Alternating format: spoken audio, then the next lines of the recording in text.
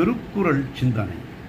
தலைவியோடு மகிழ்ந்திருந்த தலைவன் தலைவியை நோக்கி, இந்த உலகில் ஒருவனும் ஒருத்தியுமாக உள்ளம் நிறைந்த காதலராக உருகி மருவி இருக்கின்ற எல்லாரையும் விட நாம் மிகவும் காதலுடையோம் என்று உவந்து மகிழ்ந்து சொன்னான். அச்சொல்லை வேறு விதமாக பொருள் செய்து கொண்டு தலைவி வெதும்பி ஊடினாள். அவ்வூடல் நிலையை தோழியிடம் உரைக்கின்றான் தலைவன். இந்த உலகில் உள்ள அத்தனை காதலர்களையும் விட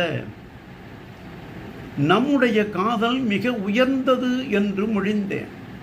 ஆனால் அவளோ அவனுடைய உரிமை மகளிர் எவரினும் என்று வேறு விதமாக பொருள் செய்து கொண்டாள். அதனால் யாரினும் என்று அவன் கூறிய சொல்லையே யாரினும் யாரினும் என்று ஆத்திரத்தோடு அள்ளி வீசினான்.